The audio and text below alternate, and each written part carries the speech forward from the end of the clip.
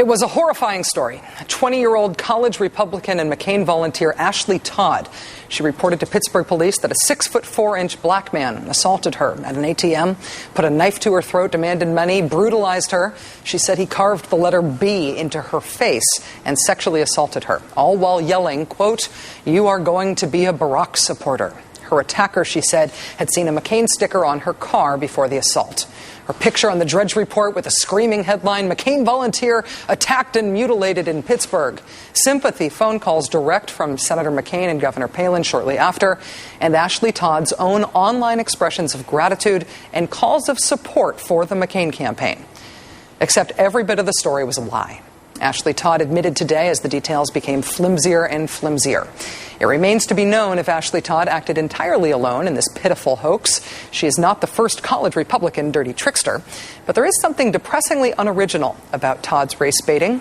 1994, South Carolina, Susan Smith blamed the disappearance of her two sons on being carjacked by a black man who drove away.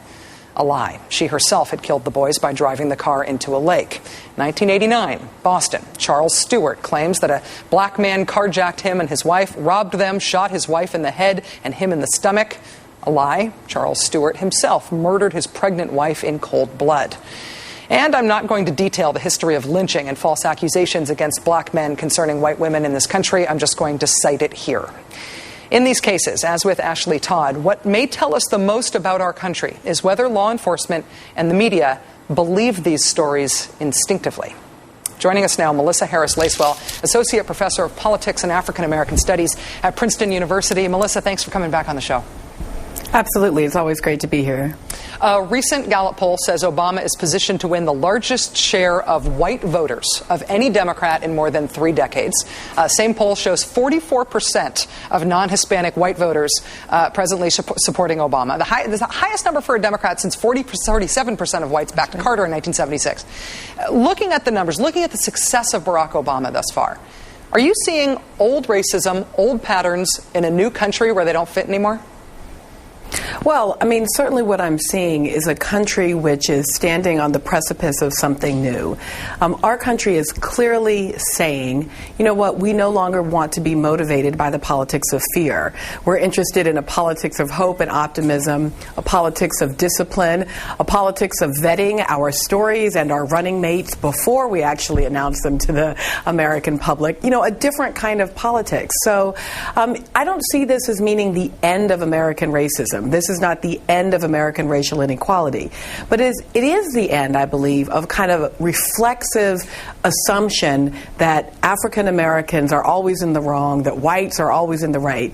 So it's a willingness to recognize the world as a more complicated place. Well, speaking of complications, I mean, the reactions to this initially were complicated. I mean, if you can get a copy of today's New York Post on the newsstand today, you will see their totally uncritical take on this young woman's story, essentially repeating it. We know that the McCain campaign, a Pennsylvania official for the McCain campaign, repeated the most inflammatory version of this story to people before any of the details had been confirmed. But we also saw local law enforcement issue this woman a lie detector test and not necessarily go out and start randomly rounding up African American men who are 6'4" to find out if any of them could have this blamed on them. We did see sort of a mixed reaction. What does that tell you? Well, I mean, I think that your point about local law enforcement is really the key issue here. The script from which Ashley Todd was reading in describing herself as a young white woman sexually assaulted by a violent black man in the name of sort of black political power, right, Barack Obama, is a very old script. It's at least 100 years old, and it goes to the racial terrorism in the American South.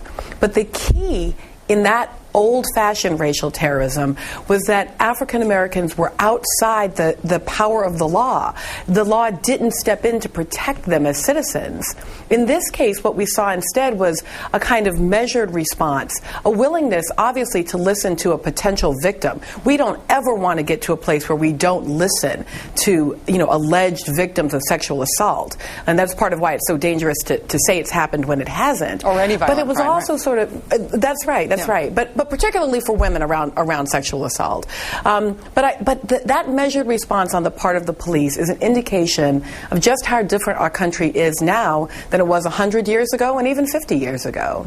Melissa Harris-Lacewell, Associate Professor of Politics and African American Studies at Princeton University. I knew there was something more important here than just feeling incredibly, incredibly sad and mad at that young woman. Thanks for joining us.